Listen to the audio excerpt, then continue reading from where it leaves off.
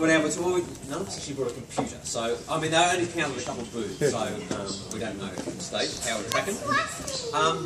But there is a couple of words I want to say, some big things, some of the highlights in the campaign. We letterboxed more of the electorate than we've ever done before. Hey! Yeah!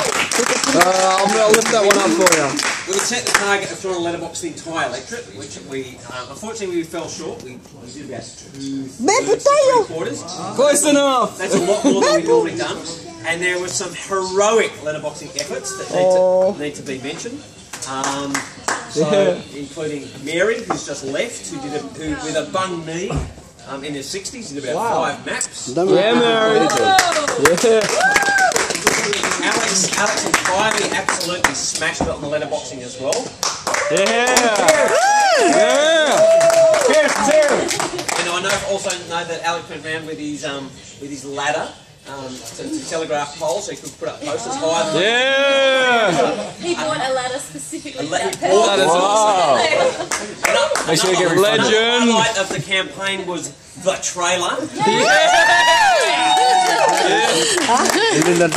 Seamus doing bog laps of the cappuccino strip with Akadaka. Shameless. Seamus.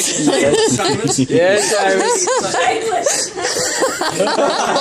So many bog laps that people sick of him. Never. Another highlight of the campaign was the utterly courageous Alex Salmon. Yeah. You would have seen the front page of the Herald, where Socialist Alliance, we very magnanimously are happy to support the Greens, where the Greens proposed something good, and Alex was the Homes West tenant, appearing next to Scott Ludlam in Scott Ludlam's proposal for a solar panels for all public housing, which is a good policy initiative, and so Alex was happy at a moment's notice to be the friendly Homes West tenant to appear in that photo. And if you haven't seen it, you can see it over there, and there's a picture, Scott Ludlam with Homes West tenant Alex Salmon, blah, blah, blah. There's brackets wearing a terrible hat. I put it out on Facebook. That is nothing. 2 weeks ago at the Dockers final home game, Alex Salmon was handing out Socialist Alliance flyers to the Dockers home game wearing his bloody Eagles hat. That's why, yeah. Oh, steady on, Jack.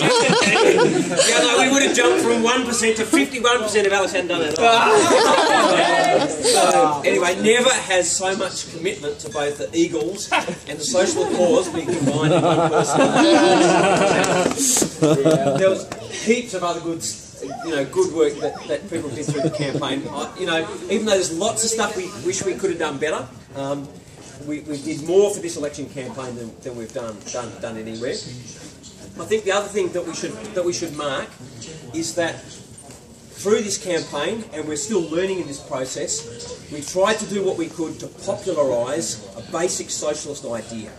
That there's no possibility of fundamental democracy, there's no possibility of a real redistribution of wealth and fairness in this country, and there is no possibility of stopping the headlong rush towards catastrophic global warming without breaking the back of big capitalism, particularly the mining and fossil fuel industry in this country. And that's an important thing that our campaign has sought to mark out.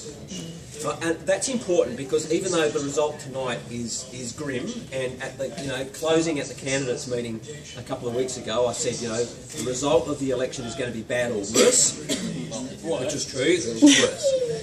And the point I made for the comments that weren't there was that regardless of the outcome of this election campaign, the decisive battle line in the struggle to create a better world, a more equal world, a more just world, is going to be fought on the picket lines, it's going to be fought in our communities, it's going to be fought in the street, all that sort of stuff.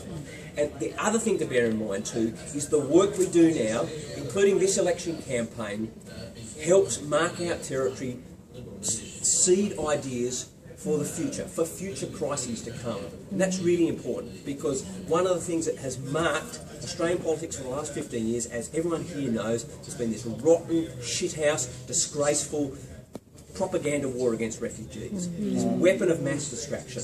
There are Aussie people who are hurting. There is a housing affordability crisis. Public transport's not good enough. People do have job insecurity, and it's an evil thing in Australian politics that John Howard in 2001 sought to scapegoat refugees to deflect people's attention from their real causes of pain and frustration, while he got on with the job of the neoliberal business of privatising and cut back and all that sort of stuff. And the real deep tragedy of that was not that John Howard did it, because we all expected him to do that.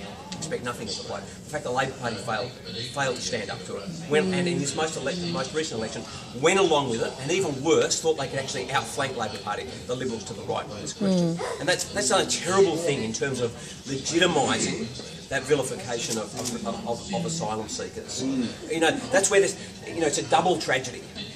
There's the humanitarian tragedy that's inflicted on refugees. But the second tragedy is the terrible harm it's done to Australian politics and culture.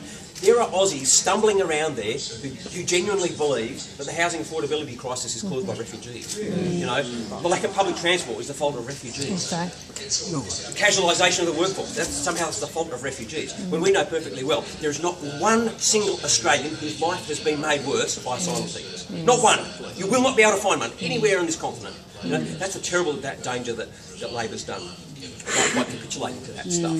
And the terrible danger too is that it creates soil within which real violent extremism could breed. If and when, and I'm not making predictions about it, but if and when Australia goes into a deep economic crisis like we've seen in Europe. We've seen how in Europe you see a rise both of the left, which is a fantastic thing, when people are hurting, but also the far right, these fascist parties. And that's a terrible thing that they've done. But that, on the flip side, that's why our campaigning work now marks out territory, marks out ideas, when people are hurting, when they are looking for solutions, when a lot of Aussies who you think, and you have that frustration when you're on the polling booths, seemingly conservative Aussies who just, you know, you feel like docile sheep, yeah, they just vote for Labor and Liberal time and time again, you know, it doesn't matter how many times they get punched in the head by them, they still go back for more kind of thing. But we've got to, you know, we've got to step back and think philosophically about history, you know. Times change. Economic and ecological crises are on the way. Capitalism has built that in, you know, and it's important that we start planting these seeds of an alternative vision. So our campaign has done that. You've all done that, you know, and for all the lumps and bumps and things we didn't do properly and all that sort of stuff, our campaign has been fantastic because it's gathered together people who are absolutely committed to a better future, a better world. People who are convinced, despite that fucking shit and the shit that we're going to come here from Abbott, people who are humanists, who believe in the goodness of human beings, who believe in the potential of freeing the creative potential of all humanity, you know, and that you can change society, you know.